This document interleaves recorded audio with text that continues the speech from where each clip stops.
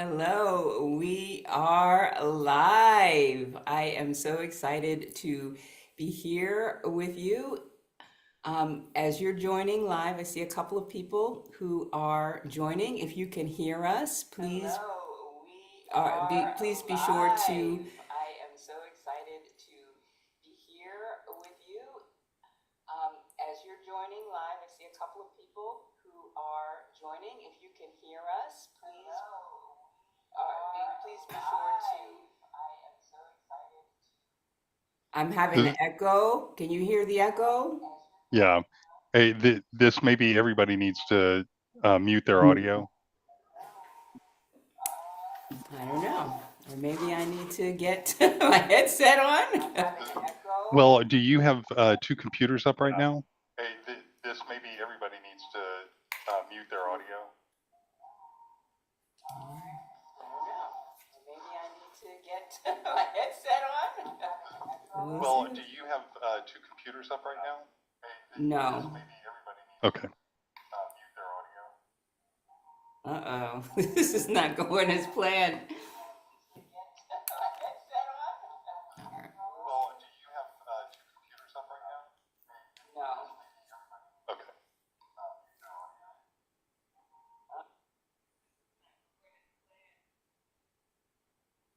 All right. Can you hear me? All right, we're going to go the best that I can. I see Jess from Alabama joining us. If you are joining us live, please be sure to let us know where you're joining us from. And and and My name is Patricia Brooks, and I'm so excited to be live with you today talking about our workshop that we had in Valencia, Spain. Dr. Christopher Wells, and I had a wonderful event in October, and it was amazing. So I wanted to do a debrief. We wanted to do a debrief on what we learned, the five highlights of what we learned. And so we're going to do that today. So, first off, I want to introduce myself. My name is Patricia Brooks, and I am an American living in the south of France and have been since 2018. And I help people who are ready to start the next chapters of their lives living and thriving in a foreign country. And on my YouTube channel, I help people who are, ready to find that confidence and courage so that they can finally start living the kind of life that they know they were meant to. And I want to turn it over to Christopher so he can share a little bit about himself and take it from there. Well, first of all, I should say that we're thrilled that you're here. We had such a great time during the workshop, and we have some very exciting news toward the end of this live stream that you may want to listen carefully to. I'm Dr. Christopher Wells. Christopher is fine. And what I do is run a website called thecleverexpat.com.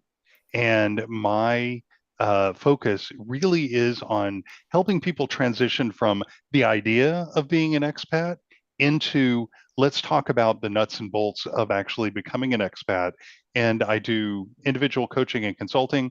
And I also run a regular meetup that goes through my website, thecleverexpat.com.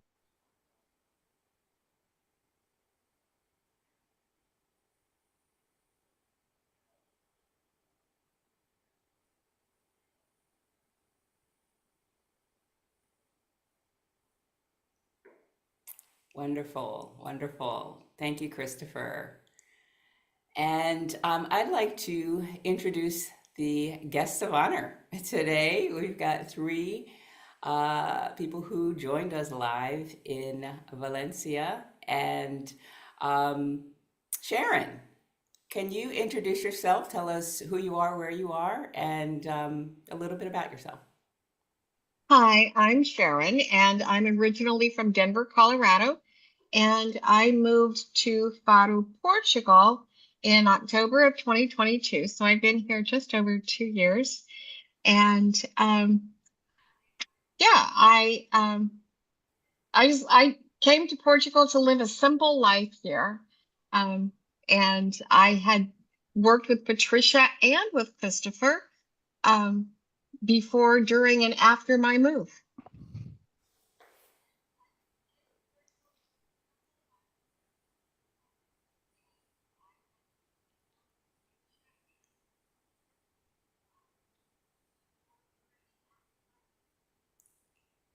Thank you, Sharon. Thank you for sharing that.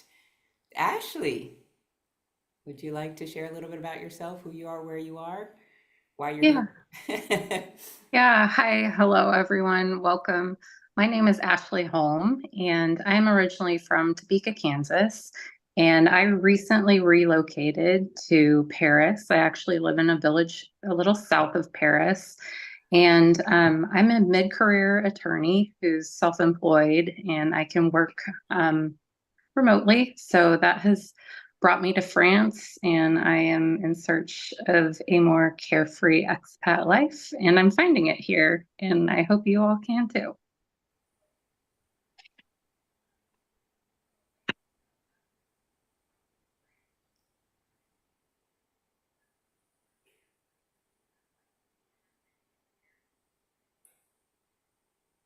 Thank you, Ashley. Thank you. And Natina, tell us a little bit about yourself.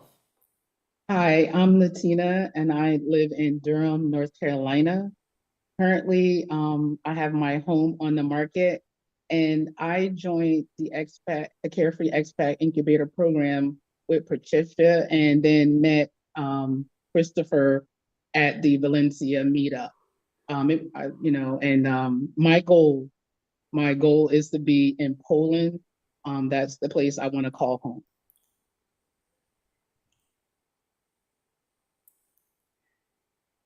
Wonderful.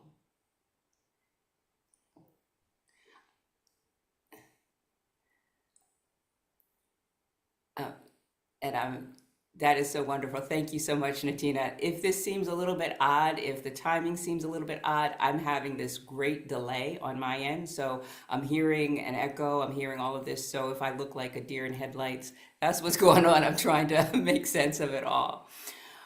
But so we're going to jump in. The way we're going to work this is we're going to talk about the 5 highlights of our workshop, according to Christopher and me. And we're going to have Sharon, Natina, and Ashley chime in with their thoughts. And then at the end, we're going to allow them to share something, very specific about what they took away from their time at the workshop that we had in Valencia.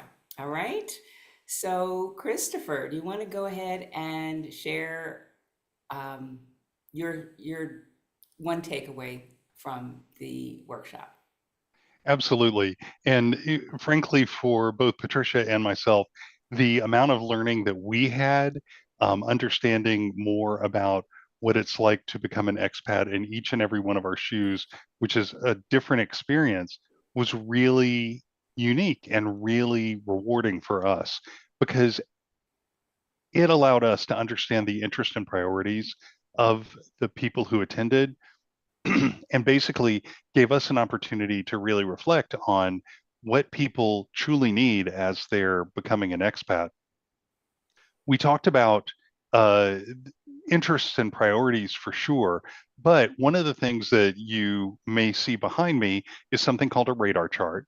And a radar chart is a way to look at your interests and priorities in a graphical format. And it gives you an idea of what you should focus on first, the things that are at the top of the peak. And this is just one of the tools that we shared. And as a result, it made it for a very rich conversation that allowed us to learn and then really shape what we were talking about with our participants in a way that we felt was extremely authentic and extremely genuine and extremely focused on what we really needed to accomplish as a group.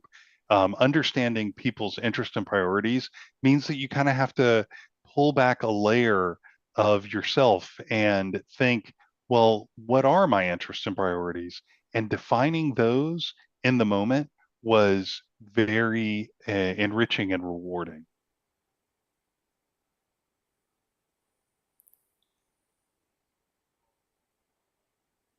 And I see Sharon is giving me the head nod.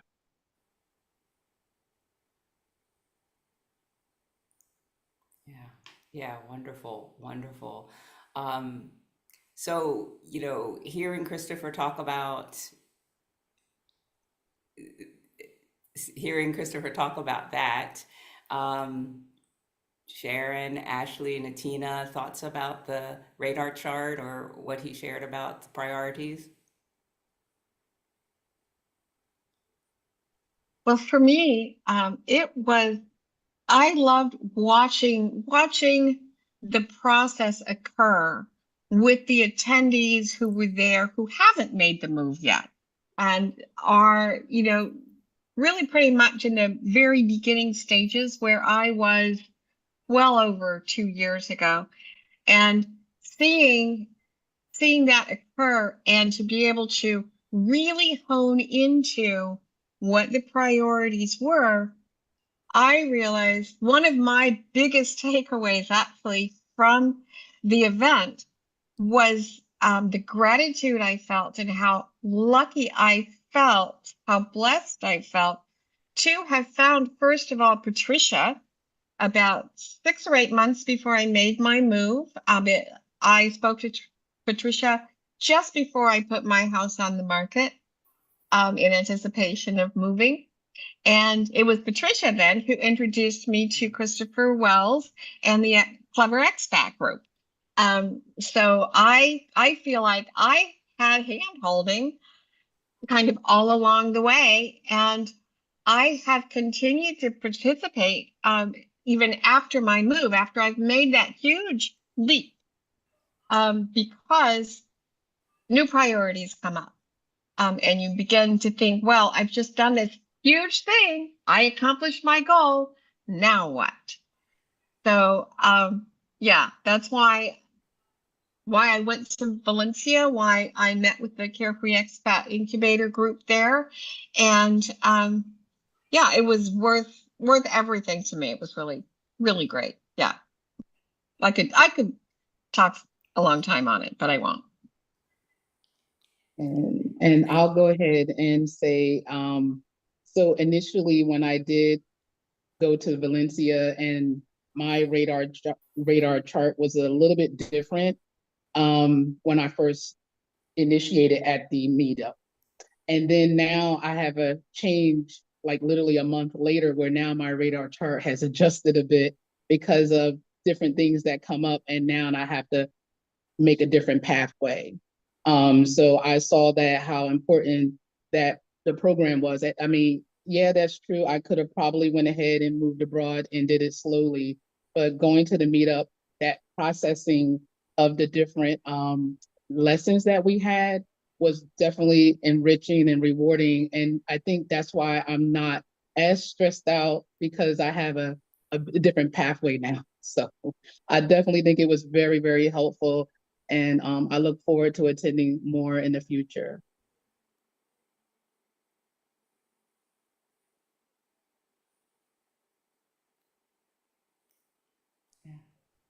I'll say one thing. When I was working on the radar chart in Valencia, I, put my priorities down, and it made me realize that some of the choices I had made about my move weren't in alignment with what my true priorities were. And so it really made me think and reevaluate like what I could have done differently, what I can do differently in the future to really respect those priorities. And so it was very helpful. Well, I certainly appreciate the feedback that you guys have given us about this, and really, I'm very thankful, because when we were talking about priorities, it's easy to just talk about them, but actually look at them and kind of manipulate them and write a little bit about them really changes your perspective on them. So thank you very much for sharing that, all three of you.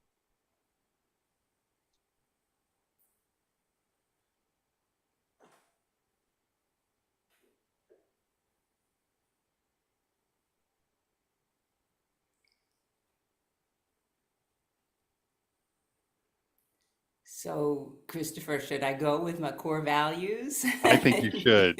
I think you should.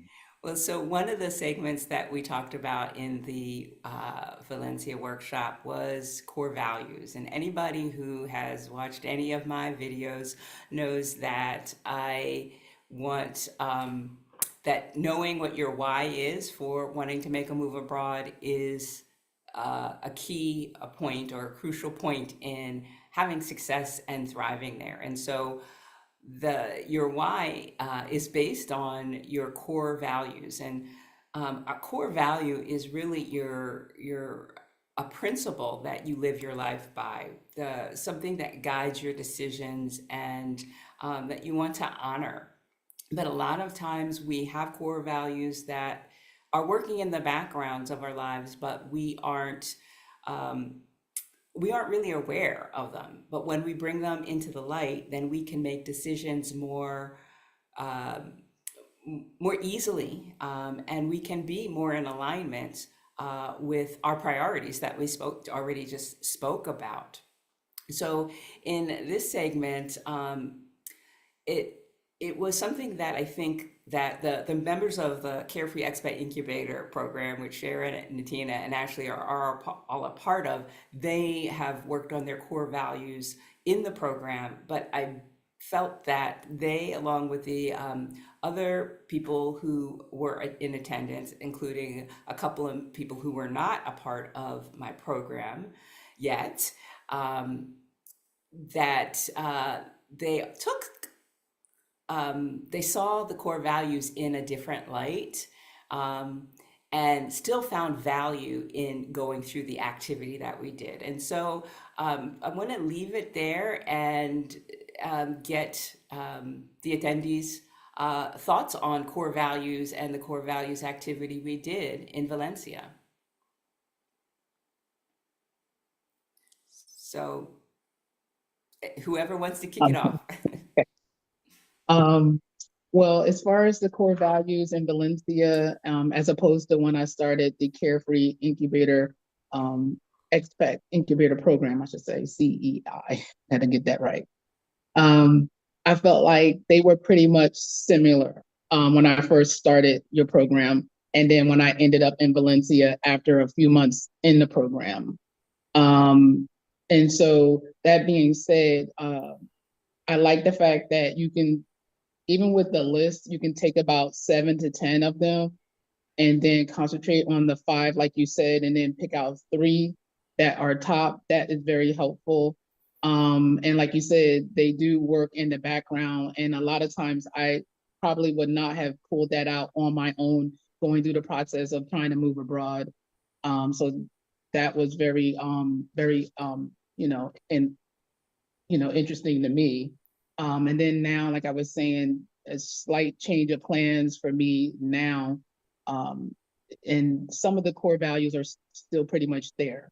So that's what I've seen from the different, that activity. And writing about each one in your own thoughts, it's can be challenging at times, but it's pretty much something that I can instill in myself each time I do the lesson or review the lesson. Okay. Yeah. Yeah.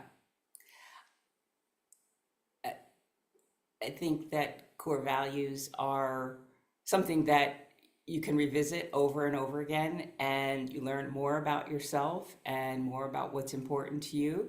Sometimes they shift, in different phases of our lives. Something might be more important than at another time. So it's not a one and done sort of activity. Um, Ashley or Sharon, do you have anything you want to share about core values? Well, I would like to just kind of add to what Natina said. I agree with her that one of the most challenging things that I encountered during the day was to actually Well, I identified the values, but then to actually write down, well, what does that really mean? What does that really look like? And one of the activities we had was to imagine our new experiences, the experiences that we would have in our new chosen city abroad. And, looking at how those experiences align with our values and who we need to be, who we need to become in order to really take advantage or to have those kinds of experiences. So that was challenging for me and really, it took things to a new level for me. Yeah.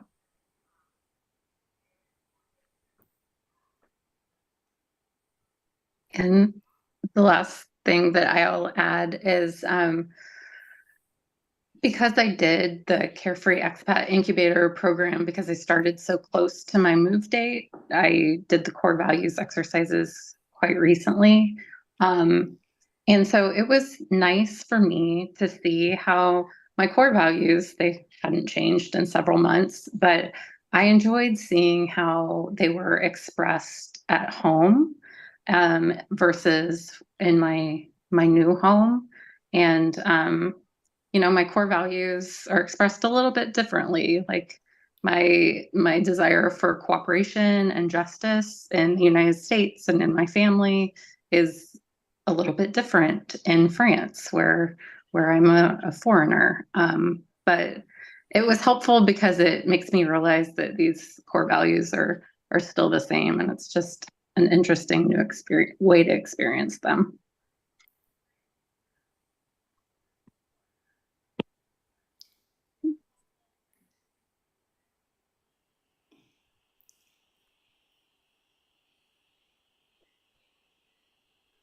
Yeah.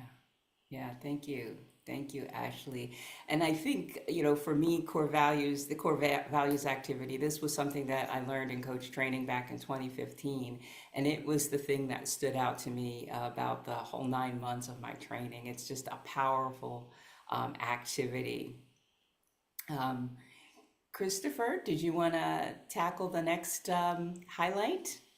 Absolutely. So one of the other things that we discussed during the day was the value of effective research, and we really got into what you could do to research your goals. We talked about some of the ways to target your goals, and what you need to research. So a lot of times people have this idea that when they move to another country, it's going to look like the magazine article they read on the airline on the way there, or it's going to be like the travel brochure. And that's great if you're just going to visit, but it doesn't really work when it goes to actually living there. Things like cost of living, things like what does a home look like? How is that perceived? Things like what does the daily rhythm of a person living in that culture look like? And so in our time together, we really thought through what we needed to know so that when people uh, did some sort of exploration trip or had the opportunity to do some more research online before they got there, they could ask the right questions. And I feel like that is a fantastic boost to any expat, because the first time I became an expat, I had not asked any of the right questions. And I felt like, and this is my second time being an expat, and I feel like I had learned so much and had so many better questions and concepts in my head. And I knew more about what the world was like where I was going. And that made it easier for me. And so I took those tools and embedded them into the workshop. And I think that that is a really roll up your sleeves and uh, accomplish things kind of experience. You can't you can't underestimate the value of research in going into a life change like becoming an expat. The folks who are here, what did you guys experience when we were talking about the research that you had to do?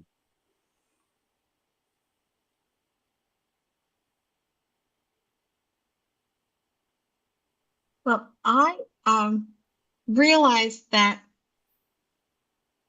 I agree with you. The research is you cannot replace that. And research doesn't mean just watching the YouTubes of people who have moved there and they want to tell you what their experience is, because every experience is going to be different.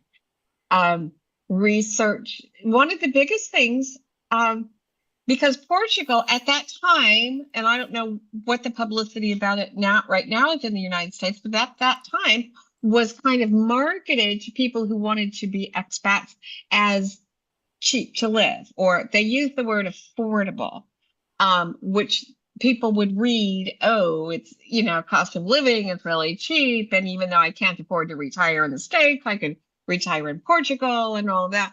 Well, my own sense, when I see something that says affordable, I immediately go to, yeah, it's affordable if you can afford it.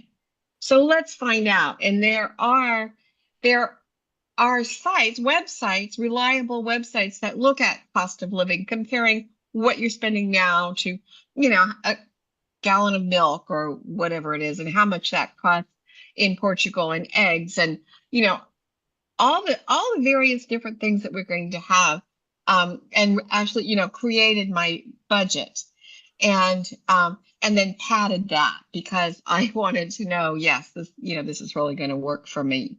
So that was a huge part of my own research. And like you said, that's one small part of it. But the other piece that I came away from our day in Valencia was that how much that research kind of tied back to my core values, how it was all kind of a piece that if I wanted to live a simple life in Portugal, I needed to know, okay, what do I mean by that? What does that look like?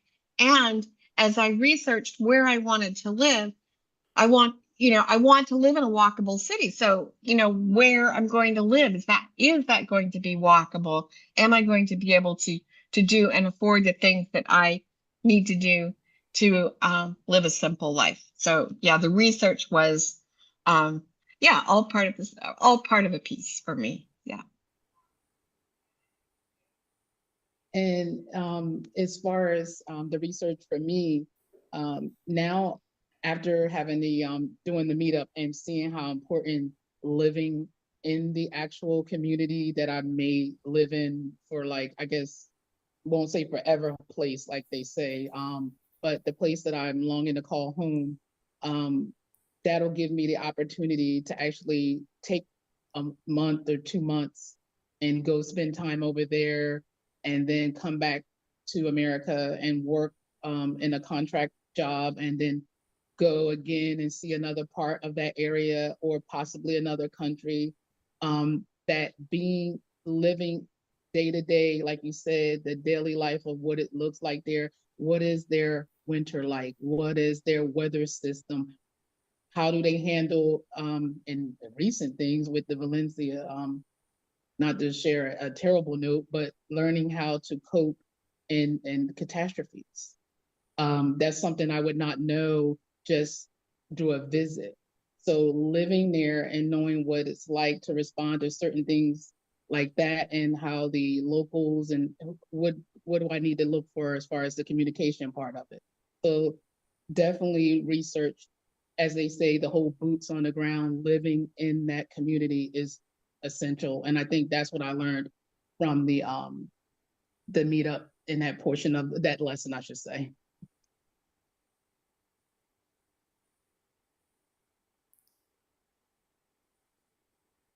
And as for some of my research, I would say that it's important to be really honest with yourself when you are researching where you want to live and what kind of lifestyle you want. And it does align with those core values. Like for me, one of my like priorities, I guess, from the diagram was ease of public transport. And I think when I moved, I wasn't being very honest with myself about how I would really live with a hour and a half commute each way. So I think when you're researching, it's very easy to get really excited about this beautiful new place. But I think you have to do the nitty-gritty of like imagining yourself day to day living where you want to live and going through that routine. I think that that is an excellent point, Ashley. And I always think about when I moved here to Valencia, I had visited Valencia in the worst possible weather, the middle of the summer in August and the middle of the winter in December and January. And I knew what the extremes were when I had lots and lots and lots of sunlight and perhaps too much heat and almost no sunlight and perhaps no heat. So it was, a really good opportunity to share some of those insights. And I feel like the group that was there also, they had already gone beyond the magazine article. They'd already gone beyond the travel brochure, but there's still so much to learn and so much to explore before you actually get on the plane to go see it. And there are things that draw you to a place. Is it the culture? Is it the festivals that this place has? Is it the food? Is it the climate? Okay, so tell me about the food and the climate in that particular area. Why do you think it's so appealing? Asking those questions of yourself really helps you come up with a solution that works specifically for you. Because what works for me is not going to work for Patricia. It's not going to work for Sharon. It's not going to work for Natina or Ashley. It's got to be a solution for me. And I think we spent some really quality time talking about what's going to work for each and every one of us. And that kind of brings us to priorities. What are the most important things that you have to do to get ready to become an expat? Patricia, you want to talk about that?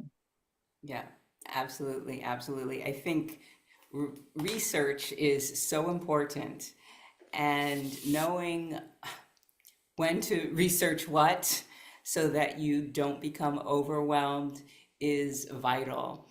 In one of the segments of our workshop, we did a segment on blocks, and we did a live stream on blocks. And if you haven't seen that, you can go ahead and check out the lives on my channel, and you can see that. But as a part of this segment, this part of this segment of the workshop, a couple of people came up and they were on the hot seat, and I coached them over the course of 15 or 20 minutes.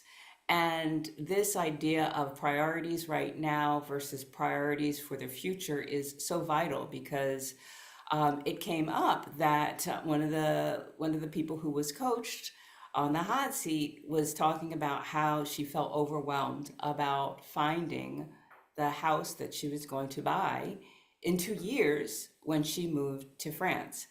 And it really, we got to a point where we recognized, or she got to a point where she recognized that uh, that looking at what is available in the market right now, every day looking at houses that will not be available in 18 months or 20 months when she's actually ready to make a purchase, was not helping her. And in fact, it was causing her to have analysis paralysis.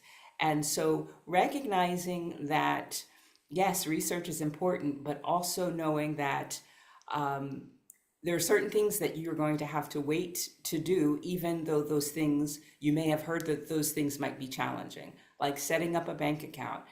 Trying to set up a bank account for France when you're in the US, it may be possible, but it's probably really challenging. And so that might be something you need to prioritize for later. Know that you will need to do that and maybe start to research that a little closer to your date so that you're not getting overwhelmed in things that you can't actually tackle right now.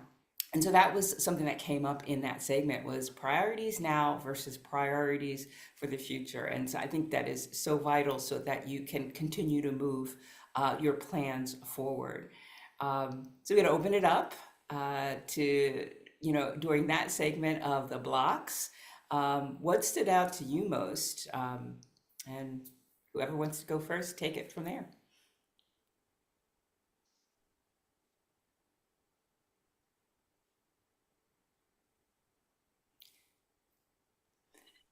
Yeah, for me, it was watching the process and recognizing out, I'm seeing this, somebody else is on the hot seat, not me. And at the same time, I realized how important it is for me and very much the same kinds of questions or questions that I need to ask myself.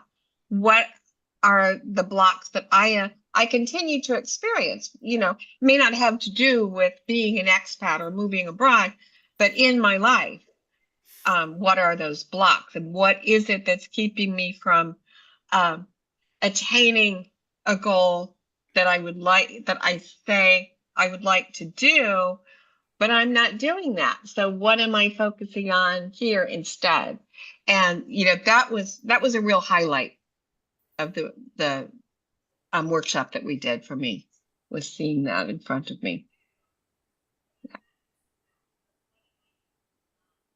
And as far as the sessions on the blocks, once again, another part of the activities in that meetup where I actually felt like I applied to my current situation where not realizing that my house was going to be on the market longer than I anticipated based off the previous research I did, which went out the window. And then applying what would be my block and maintaining a type of contract, employment. And then, I put my own self on my own hot seat basically and went through the process and said, well, I can do something this way instead while the house is on the market. And that way I don't feel extremely stressed out or overwhelmed at configuring and being more flexible. I think that's the word we all like to use, being more flexible about the different pathway that I'm taking. So seeing that process unfold with, like you said, someone else on the hot seat, but then applying it to my current situation. And I was like, okay. And so that's why I was, pretty much not on coaching calls for about a month. I think I was just going through a process. And then now I'm back.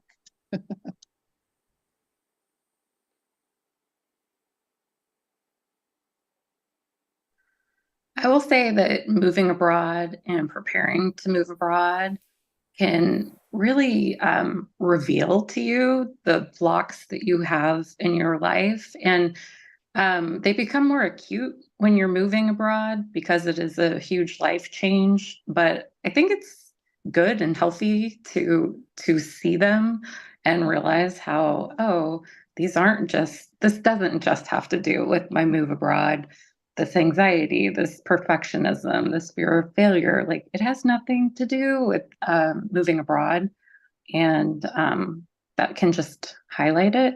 So I think it's helpful to address it in the context of moving abroad. Maybe address before you go and know that it's something you'll have to cope with throughout the process. Yeah.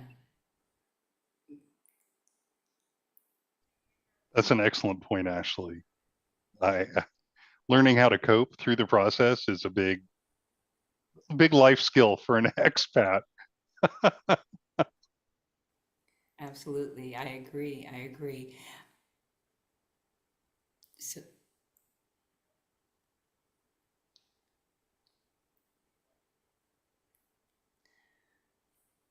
I think what we want to close our kind of 5 topics with is what Natina was just talking about, which is the magic word flexibility.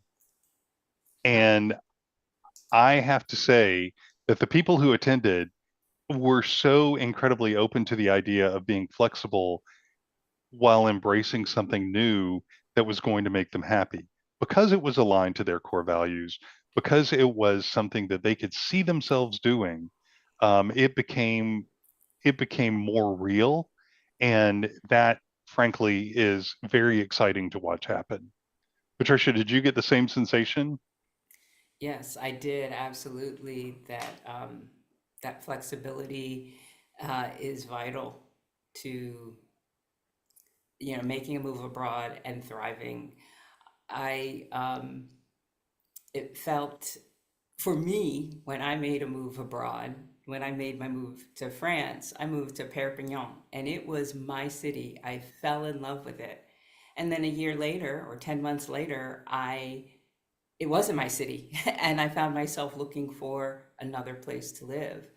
And so I moved 40 minutes outside of the city, and that surprised me, but I was open to finding another place that was my city. And now I have hit that. So it's about getting, knowing that, you might need to pivot. It's about knowing that things might not go as planned, but being in tune with your core values, what's important to you, and knowing that you have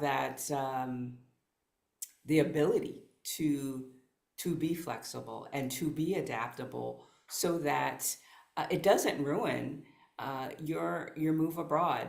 And also knowing that it takes time to get settled and situated and make friends and get to a place that feels more normal. And I also think that there's this overarching expectation that to be an expat, you have to move somewhere for the rest of your life.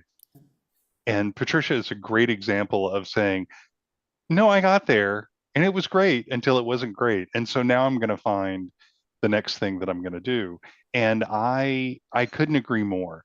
The the way people choose an expat lifestyle, slow travel, partial year expattery. I don't think that's a word, but it's a thing. Or even just choosing to spend 2 to 3 months in an area a couple of times a year, it, and maybe explore the world that way. Those are all styles of being an expat that require different levels of flexibility.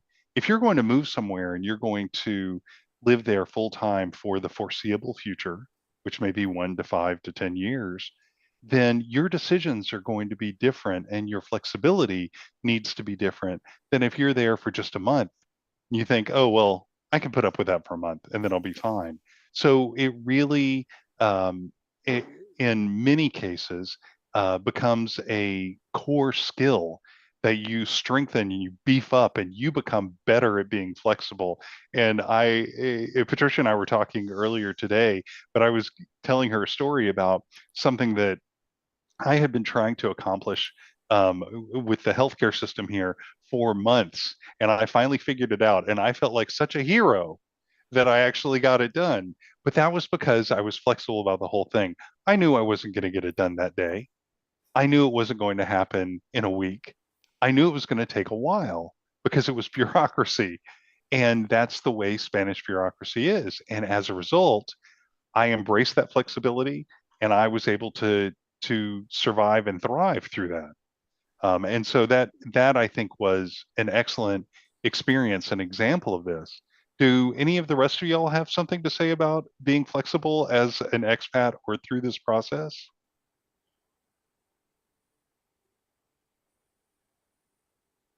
Well, I'm just going to say for anyone who is looking to move abroad or even move across town, flexibility is the name of the game, because there you can't plan.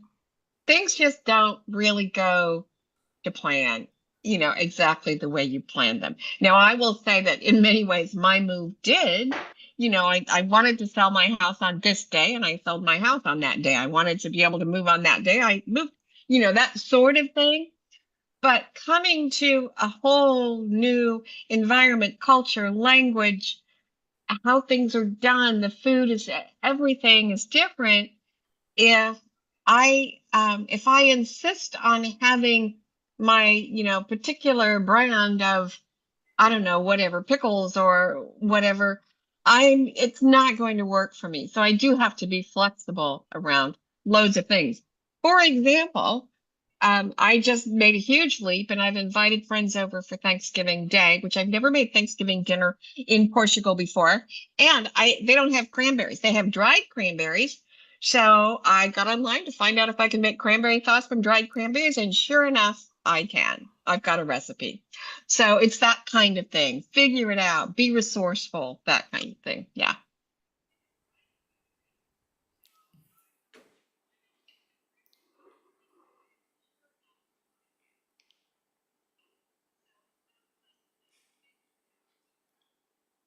Here we go. Flexibility is so important. Otherwise, you will feel defeated every day by every minor task, by everything you can't do and you think you should be able to do because you're an adult who, is smart. Yeah, it's just you have to be open to new experiences. You have to have some humility and just accept that you're going to make mistakes all the time and people may think you're stupid. You may feel stupid and it's just part of the growth and it's part of the fun and fun is the best thing to have. So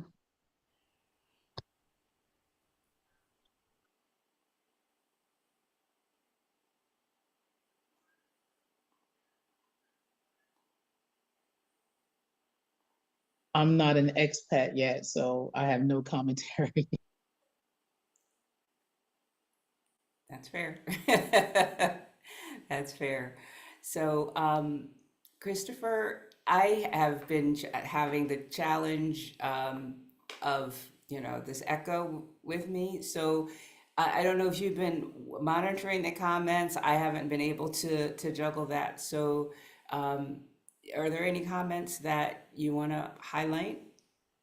Well, it looks like there are some folks who are preparing to move to France and um, eh, are on their way. Another is Edelweiss and Jess both said that they are being research aficionados and figuring out what their life is going to be like abroad. And I I I think that sometimes connecting with a local expat group is a great way to find out more. And that may be one of the most useful research points that you can find. And another thing that you might be able to do is look online with some of the communities like on YouTube where they talk about some of the processes of living in that country as an American. I've seen great videos on people saying, "Oh, I'm an American and I went to a French doctor, for example, and here's what I experienced, and here's how it's different than going to an American doctor." Those are all parts of the the experience in general. But the important thing is to not get trapped up in analysis paralysis. It is okay to research all those things, but sooner or later, you have to decide whether you can live within that framework of what it takes to live there. And there are going to be days where you think it's not possible, but if you persevere through them and you figure out that, oh, I can actually survive in this situation, not just survive, I can thrive in this situation, then you really have to take stock of what your values are and what makes you grow and bloom. And I feel like when we were in our class, what we were talking about and how people were sharing was really indicative that every single one of the people there had a plan, had a goal, and were ready to thrive in another place. Absolutely. It was a tremendous experience uh, to see, such attention to the work that we were doing in that room. It was a day that was full from beginning to end. Um, Christopher and I, started working on this in the summer, or started talking about it in late spring, and it came together really well. And because of the success that we had in that workshop, we plan to do more work together.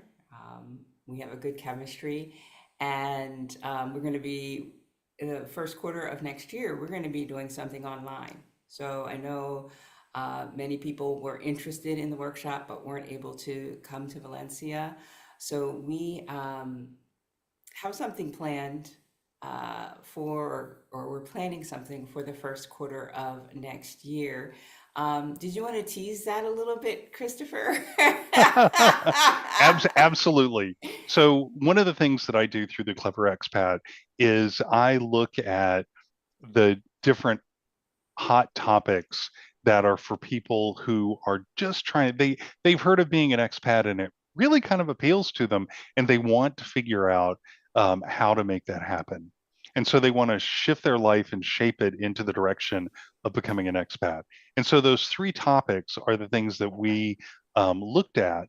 And the first one that we really want to address is simplifying and minimizing your things so that when you move abroad, you don't have to worry about those things holding on to you, or shipping those things. Because at the end of the day, if you're moving abroad for an experience to live your core value more truly, then those things can hold you back. So we're very excited. We have plans. We are working on those plans. But what we want to do is we want to give our participants something that they can say, this is my roadmap. And when I get done with this, I'm going to be ready to move.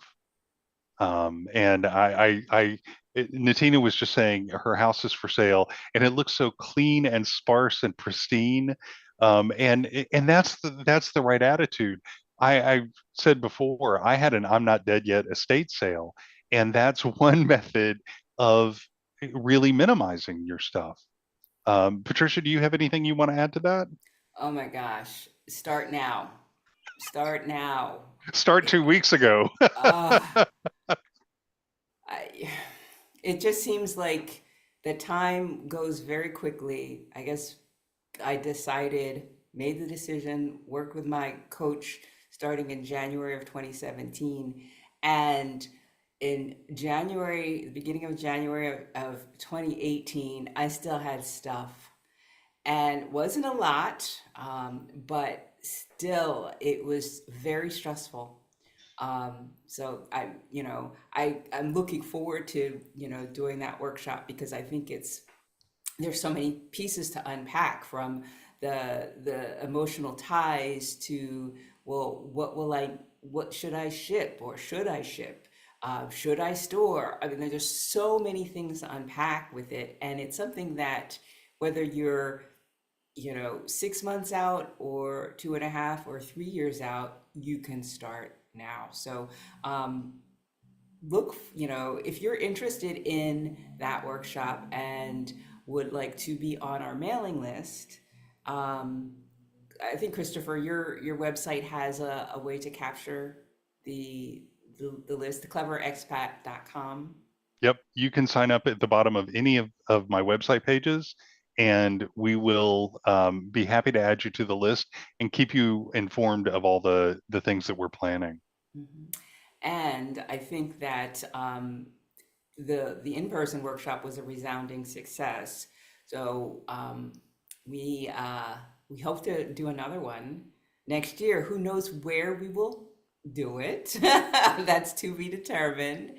But yeah, it was an amazing experience. I want to thank everybody who participated. Um, in the workshop. I want to thank Sharon, Natina, Ashley for agreeing to come on camera and sharing your experiences with us. Is there anything that you would like to share, as parting thoughts? Are you good? Okay, it looks like everybody's good. Christopher? anything you want to say before we go? Well, I want Natina to show a few of the artifacts that she got from the Please. workshop. It, we were so happy that we had our folks there and we learned together. And we provided a workbook so that people had an artifact of the experience itself, kind of like a photo album. You can flip back and understand in that moment what you were thinking and how you've changed. And we feel like that is something that's only going to get better. Just as a final point, if you go on to cleverexpat.com and click on courage, I'm sorry, cleverexpat.com/courage, that will give you, and I'm going to put that link in the chat right now. That will give you a sign up that will put you right into the mailing list for any events that we have coming up. And again, that's cleverexpat.com/courage. Well, thank you, Christopher. Um, I want to thank everybody who watched us live, is watching us live, and I want to thank people who are watching from the future. Um, Feel free to, if you're interested in making a move abroad and would like some support, some encouragement, some coaching, feel free to schedule a call with me, a discovery call with me. You can go to thecouragecatalyst.com/future expat so that you can schedule a time and we can see, how we might work together, how you might join some of these women who are on the call today. All right. And with that, oh, I see Dion. She joined. She just joined. Dion was she's a member of the Carefree Expat Incubator Program, and she was with us in Valencia. And she's going to watch the replay. Hi, Dion. All right. So that is all we have for you today. Hopefully you enjoyed that. My apologies for the technical issues that I had. I was here in the beginning part of what people were saying in the end part, but I think I did a good job muddling through. Thanks again, and I will see you guys next time. All right. Take care. Bye bye. Oh.